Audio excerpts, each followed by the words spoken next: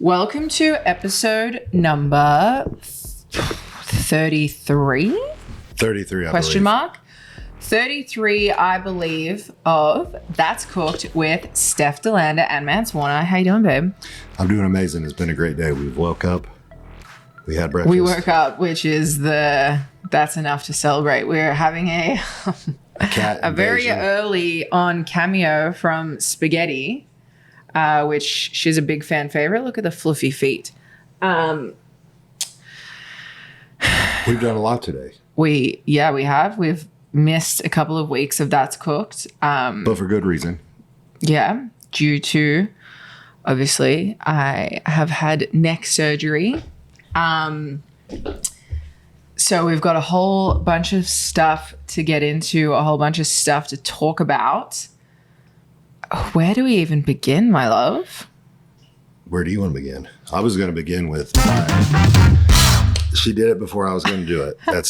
That was in our contract that it's my thing. You've stolen it. The contract is null and void. I'll be taking 75% of all revenue.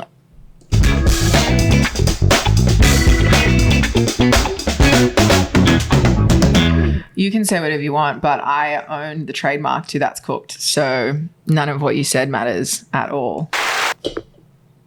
That would not get a round of applause. They'd boo you. No, they would love me. Well, today I woke up. I had a bagel with cream cheese. Yeah. I watched 3 Toy Story 20-minute specials I didn't know were made. No. I'm very big into it. The Halloween, the Christmas, and one that was kind of like a Burger King episode. But either way, I loved it. Yeah, he was really into Toy Story. I was sleeping in like the beauty queen that I am. I had coffee. I've had 2 coffees so far. I've only had one, and I think that's why I'm being a... I took a shit. We went to the gym. Yeah, I am... Yeah, you're so right. We plowed. Why would you... Why wouldn't I say that? We're live, baby. Back to you. What do you got? No, it's just funny because some weeks you're like, I don't want to, it's really important for me to stick to my character and, how would Mance speak and what's sticking kayfabe and da-da-da-da-da. And then other times you're like, yeah, we fuck. I'm like, I don't know what you're even saying, my friend. I haven't said that in many, many weeks since we started doing the podcast and we introduced the sweet microphones, the headset. We got this light. We've got this bad boy here. I won't hit it again because it's too many. What is... Oh, I thought Helen was limping. She's doing like a werewolf jump. She was playing with a toy. But yeah, I did say stuff like that. That was odd. I did say stuff like that. I'll admit it. I did say that. You did. Now I'm 100% in. I'm all about it. I love doing the podcast. If we miss it a little bit, we got to come back in strong. I'm going to do 3 episodes today. I don't want to miss anymore. No, we're going to do 3 episodes today. We're going to do a food review. We're doing all kinds of shit, baby. Let's go. Let's get it rocking. Back to you, live from the studio podcast. I guess we should probably... where we left off, I think, was I was explaining my neck injury. Let's lay it on them. And now we're on the other side of the surgery. My surgery was successful. I'm feeling good. I'm feeling funky fresh. You were feeling good instantly. Instantly. Here's to feeling good all the time. Here's to feeling good all the time. No, I feel great. I really do. Okay, I'm going to need you to keep your hands to yourself. Ooh, can't make any promises. Oh, I'm serious now. Okay, go ahead. Let's tell them. So we drove to Birmingham, Alabama. Actually, the hurricane got delayed by a week. The surgery got delayed by a week because of Hurricane Milton. Yes. Which was looking like it was going to be very detrimental to Orlando. So we had to postpone the surgery a whole week, which was very annoying, very frustrating. I didn't want to have to set everything back a week, but that is the way that the cookie crumbles sometimes. Anyways, we drove to Alabama. Surgery was on October 17th, so it's been just over a week, and I feel incredible. I had a Fusion of C5-C6 vertebrae in my neck by the wonderful Dr. Andrew Cordova in Birmingham, Alabama at Andrews Sports Medicine. He is the spinal surgeon that WWE uses. He's done surgery on Tommaso Ciampa, Eric and Ivar, Braun Strowman, and a whole bunch of other really high-level people that have come back since surgery and done really well. So tons of people. They've got pictures up on the wall, all the athletes, NFL, NBA, everybody. When we were there in the waiting room, there was like, there was legit NFL players in the room, in the waiting room while we were there. But yeah, I had the best of the best. We got the surgery locked down. And I feel nice room. I feel incredible. Nice room. You know what's so crazy? Let me show you guys the incision. Look, it's like literally just there. I still have the bandages on, but it's like such a small little incision through the front. I actually don't have to wear this collar. This isn't like a necessity, a requirement. I can just wear it if it feels comfortable, if I'm working out, if I'm out in public, if I don't want people to fuck with me, like as like a safety precaution thing. But I don't have to wear it all day, every day, which I was expecting to be in like a hard collar, like the hard ones for like 8 weeks, not be able to move at all. Didn't think I was going to be able to drive. Like what I expected versus like what my parameters actually are is so crazy. And it just makes me so blown away by like modern day medical science. Tell them what your routine is now. Give them like a little step inside of what you've been doing. What's your day-to-day like? I will, but I think we should give a breakdown of like the whole Alabama trip, like this actual surgery first, and then I think we'll get to. Do you mean including drive or just the stay there? Well, I mean, did anything crazy happen on the drive? I don't think so. No, nothing crazy. We went to Whataburger. Of course we did. Mance's favorite delight, Whataburger. You gotta get the patty melt. Got to get the patty melt. We ended up having the same room that we had last time. You could tell them how we found that out. So we stayed at the same hotel because we had to go there. This is so funny. We had to go there a couple of weeks ago to do my consultation. And I booked us a hotel nearby. And then I ended up booking us the same hotel for the next trip because I was like, well, it's close by. It was a nice hotel, whatever. And we get in the room and Mance is like, I think this is the same room that we were in. And I'm like, no, there's no way. Oh, I knew. There was no I think. I went into detective mode and go ahead. And then I'll jump in and kind of how I determined and pieced it all together. Yeah. So I was like, there's no way. And he goes, look, there's vanilla shake on the walls. Yes. Because Mance was drinking a vanilla shake from Whataburger. True. I am what he likes to affectionately call a bull in a china shop. Very true. So it's, it's actually a symptom of ADHD is having poor spatial awareness. Also true. Sometimes. So 3 for 3 on truth. Something happened where I whacked the milkshake out of his little mittens. She did a spin move and went to give me a hug and a kiss. And when she did, she elbowed it or hit it almost like a spinning back fist. She hit it out of my hand. It tumbled through the air, hit the ground. And shake painted the wall a little bit. So this is how it went down. We walked in the room. Because I like to look around the room. I like to know what's in there. Is there a camera? Is there a villain, a creature, a ghoul?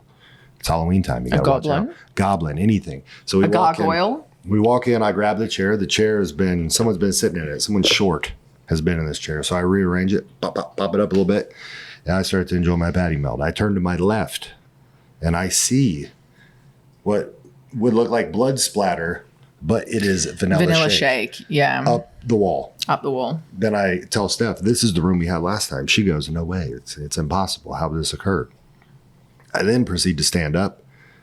I look around the room and I go, this is the room because last time we stayed here, when we were in bed, I had a Zen in my mouth and I threw it over there. Which, by the way, disgusting. Put it in the bin. True, but it's a hotel room. Yeah, I don't mess them up, but just because it's a hotel room, put it in the bin. I know, but every hotel room I stay in, if I have a Zen in my mouth and I'm falling asleep, I just whip it across the room. I don't like people that disrespect hotel rooms like that. I'm not disrespecting. There's people that go in there and they just shit all over the place and just throw DNA everywhere. Not me. I got respect, but I will chuck a Zen across the room as I lay in bed. So I then stood up and I proceeded to point and put on a show and exhibit B. This is the room that we had before. We watch a lot of Criminal Minds. Criminal Minds every night, 2 to 3 episodes. She watches one, falls asleep. I watch the next one and then relay the next day to her what occurred. If it's really good, we rewatch it. And I say I didn't watch it. That's love. Boom. I look to the ground. Exhibit B, the dried up Zen on the floor in the corner, hidden behind the chair because I chucked it. Same room, same place, same time. It's a spectrum, brother. Yeah, so we had the same room. It was crazy. Anyways, woke up the next day, drove to surgery, got there, got changed. Oh, this was actually funny too. I was really hoping I would do a shit before the surgery because I knew I was going to be hopped up on a whole bunch of drugs and I wasn't going to be able to shit for a while. So I was really hoping I was going to be able to shit. So I took a couple of laxatives, woke up in the morning, but because I had to fast, I couldn't drink any coffee, I couldn't eat any food, I couldn't do any of the things that like get everything kind of moving. So no shit. And we had to be there, I think like 9:30 a.m. or whatever. So we get there in the morning and I'm like, my stomach is gurgling and I can feel this shit creating, but it hasn't happened yet. It's brewing up. It's brewing. And I'm like, oh my God, I need to get this out before the surgery because if it doesn't happen, like they're going to give me like muscle relaxers or something. And I'm just going to like, it's going to exit on the, and there's no back end on the table, on the outfit, on the gown. There's no back end on the gown. So we're really just like really winging it at this point. Anyways, so that happens. They come in. We're like in the room waiting for ages. I get in my gown, which has my ass exposed. I go to the bathroom a couple of times, try to shit. I can't. Lady comes in. She's like, I'm going to get you going, put in a drip, da-da-da-da-da. And I was like, before you put the drip in, like before you hook me up, I need to go to the toilet. Tried shit again, couldn't shit. And then I came back and I was like, oh my God, like I guess this is just the way that it's going to be, little darling. They got the drip in, got everything ready to roll. Getting me ready for surgery. The anesthesiologist came in and was like, I don't know what the fuck that's called. To be honest, I just made that word up and it sounded good.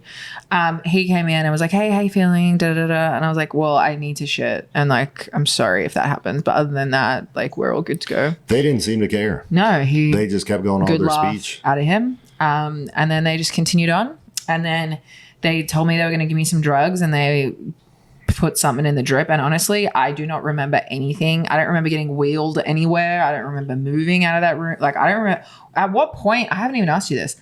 When did you get out? Like did they take me to the other room? Like what happened? Was I out already? Because I don't remember anything. No, so I took all your stuff, took my stuff, went to the little waiting area. Right. You would have passed out a couple minutes after that. Right. Because they take you to the next room and then pump you up with whatever.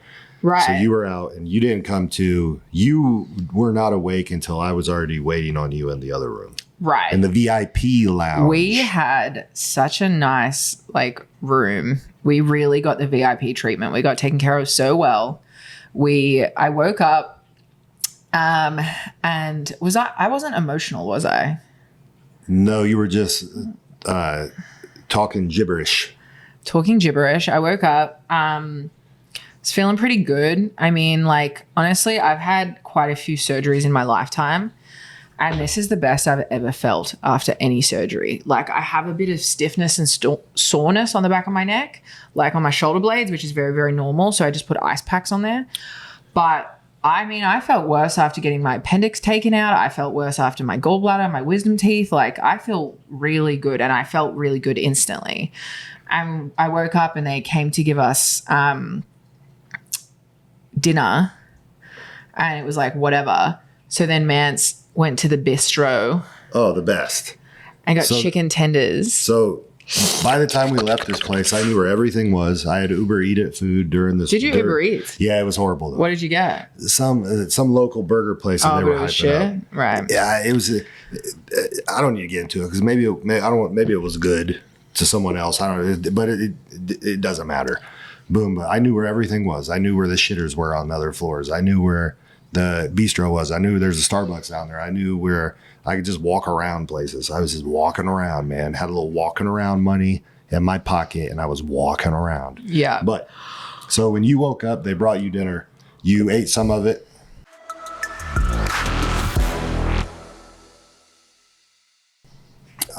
I do have a confession. Yeah. At one point, when you were asleep, Yeah. when they did the nurse change, so we had the first nurse, then we had the lady that came in, and she was pretty nice. Her son was like a rodeo cowboy that got a bull's horn in his ass. Told us that story. It was a cool story, cool moment. Yeah. When she met us, the first time she came into the room, this whole time I watched 48 Hours. Oh yeah, the first 48. It was one of the only channels that came in that just like had actual good shit playing. So I was watching the first 48. Boom, it's on. You couldn't adjust the volume, so you never knew when someone was coming in. Yeah. So I'm sitting there, and I ripped the loudest fart. It just busted through the room. Helen's about to do a sick ass jump. This camera's gonna go flying. She won't. She's nimble on her feet. Here we go. Pop. Landed it. 10 out of 10, pal. Tony Hawk style. That was incredible. So I rip this fart, and it just goes just tearing through this room, like off the walls. Like pyro goes off at Raw in 97. Steph's asleep. This lady is 2 steps into the room. I don't notice her till she's up on me. Now Helen's jumping off right back. Boom. Another hell of a jump. 10 out of 10 on the Mance scale. I ripped this fart. Steph's asleep. But she's Did you mumbling. blame it on me? I did. The lady looked over, and I said, "Oh yeah, she's been farting a little bit." Are you serious? Yeah, I didn't want to, but the lady knew it was me. It was a bit. Like she knew it was me, but I was like, she's been farting a little bit. But I ripped a hellacious fart. You can't adjust the volume on my ass or on the TV, so there's nothing I can do about it, man. I can't believe you did that. You're sick. But I also got you a bunch of ice cream and the chicken tenders. Oh my goodness. Should we talk about this? Yeah, so I don't know how people feel when they wake up from surgery, but I've always been the kind of person that I wake up hungry. And I go to the bistro. And this is why I got you some Gatorades and beverages and whatnot. The guy down there, because I small talk with pretty much everyone, they're putting over these chicken tenders. They're putting over the spaghetti too, but I know I'm not getting no noodles. I've been sitting in a bucket for there's no way. 7 hours. No, I'm good. But the tenders, they cook them fresh. Yeah. So I went back down when you were a little hungry. Yeah. I could tell the meal they brought wasn't cutting the mustard. No. So I found the tenders. I had them cook them up And fresh. also all the staff were like, you probably are going to want to order some food because the food here sucks. Yeah, the doctor, the staff, even the lady delivering the food. So I rolled down there to get some tenders. Yeah. What'd you think? Incredible. Amazing. And mashed potato. You got mashed potatoes. I got mac and cheese. They had no barbecue sauce. They had no honey mustard. They had really nothing out there. But they had some hot sauce. You ate yours regular. I put hot sauce all over mine. 10 out of 10. Amazing hospital food. Bravo. What was the hospital called? St. Vincent's Ascension or some shit. Bravo St. Vincent Ascension Corporation 5221755 LLC. Amazing. Yeah. Give a raise to the cookers in the kitchen. Chefs at the bistro, because that was some incredible shit. So they kept us overnight because usually it's a day surgery. So usually they kick you out, which is like crazy that a neck surgery is a day surgery. But they kept us in overnight because we're VIP guests and also because we're from Florida. Yeah, it's a long drive. It's a long drive. We had to drive back the next day, but my surgeon came in and saw me. He said it couldn't have gone better. He was super happy with it. Said my bones were super strong, so he thinks we're going to have a really good result. And also sometimes for this surgery, they can take a piece of bone out of your hip and put it into the neck to help fuse the bones better.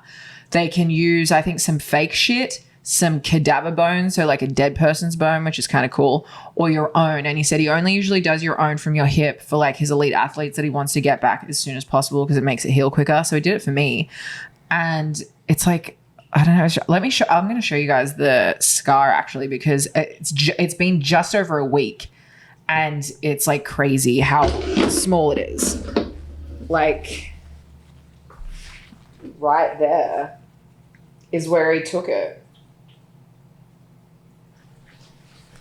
So he took bone out of my hip, put it in my neck. That's the scar. Which I didn't know they do that. That's pretty cool. And it makes sense because then you're putting whatever they put in, and then they put the actual bone from your body, and then it heals, and you're like Wolverine now. Well, I was just also happy too because you never know.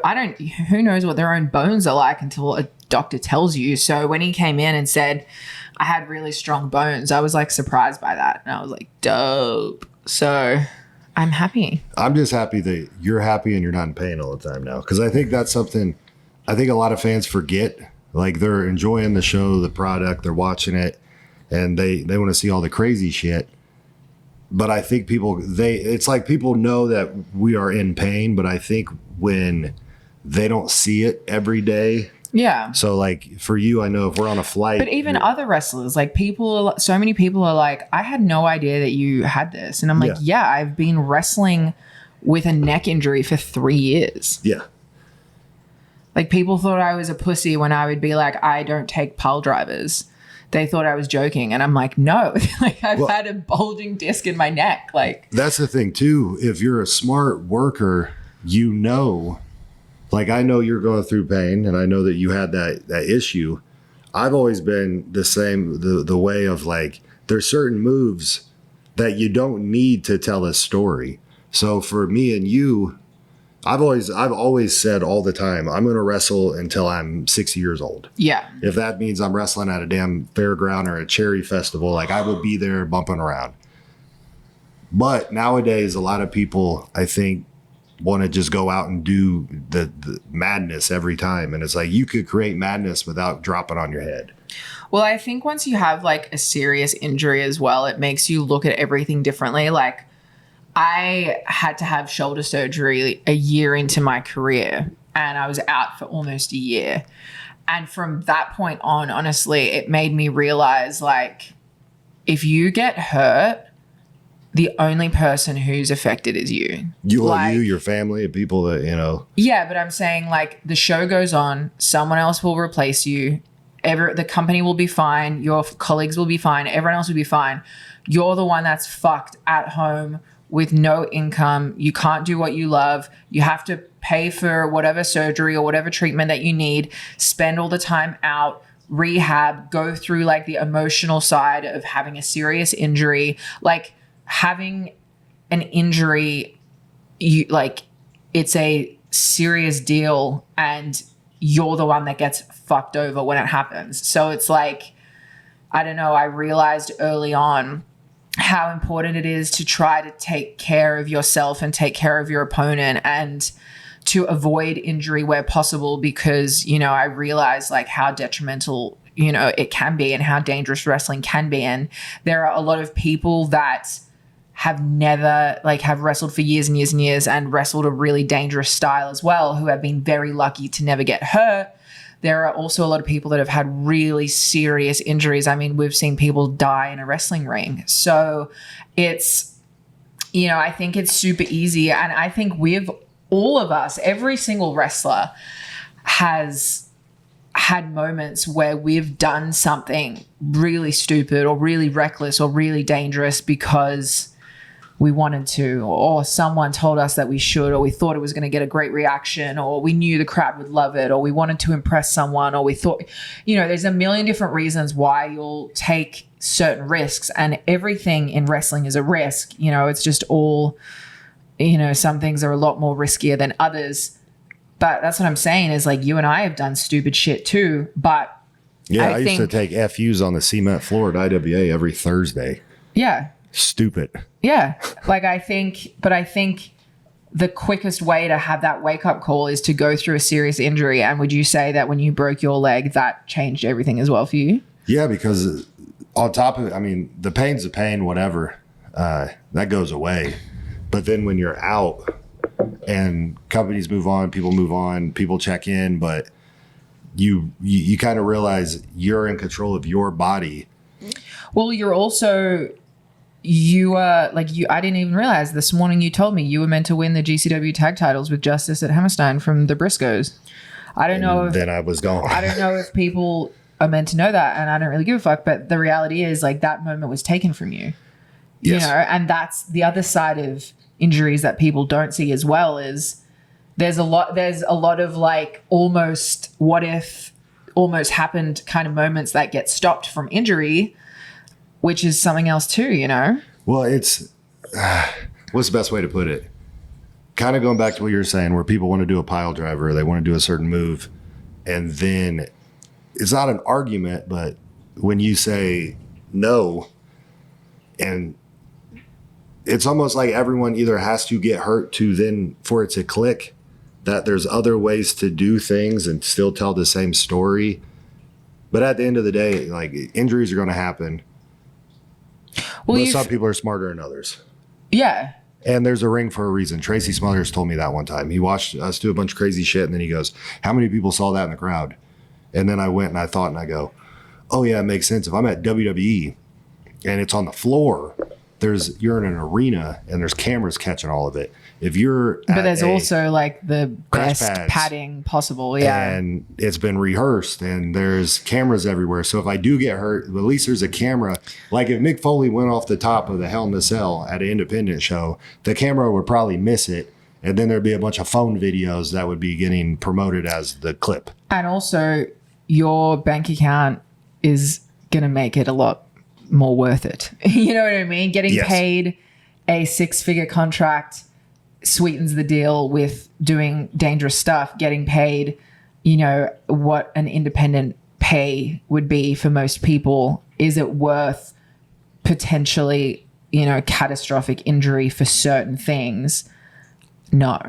In my opinion, no. So I guess for me, my takeaway on the injury risk reward ratio, whatever you want to call it, for me, I could get in the ring and hit you with strikes and use a chair or a door or a table and get a better effect than if I used 2,000 light tubes, did a 450 to the floor, and no camera caught it. But it's like in that Vince documentary when Undertaker said, you know, initially he was pissed off that they weren't allowed to do headshots anymore because that was such a huge staple of what they did. But obviously, you know, they and everyone else has found a way within WWE to adapt to how do we get a similar reaction without doing an unprotected chair shot to the head. So it's like sometimes it's just getting more creative and how can we create a similar, you know, effect, get a similar response from the crowd, but in a more controlled, safer way. I have a way to do that. Yeah. A back shot with a chair. What do you mean a back shot with a chair? If I hit a motherfucker in the back with a chair, it's the loudest thing on any show. I've had people crawl away from me under the ring not wanting to get hit. And guess what? It's going to sting, but your brain's still going to be there, baby. But that's what I'm saying is like that's what WWE does. Yeah. Like I was just being a little shithead to throw in my chair thing. Yeah. I mean, I think there's ways to kind of work around it and work safer. And when I come back to wrestling, but the thing is this, I've had this injury for 3 years. I've been wrestling with this injury for 3 years. So I already have adopted a style that is trying to conserve my body and conserve my neck as much as possible. So is my in-ring going to change very much? No. If anything, I'm excited to wrestle for the first time in a really long time, not terrified of hurting my neck because I have had this fusion. It's going to be 110% healed before I ever step foot in a ring. My neck is going to be stronger than ever. I'm going to be feeling better than I've felt in years. So I'm excited to be able to go balls to the wall and be able to commit and be able to train hard and be able to like showcase what I can do in the ring, because for the last 3 years, I have by design, a lot of my wrestling has been limited, whether it's in tag matches, whether it's because I've been with Matt and I've been his manager a lot of the time, or whatever else, whatever it is, I've been an on-screen character for GCW and TNA and a lot of different places, whether I'm with Matt, whether I'm with PCO, whether I'm with Mance, no matter what I'm doing. But that it's been a double-edged sword because it's meant that I've been able to be involved in a lot of stuff without having to wrestle.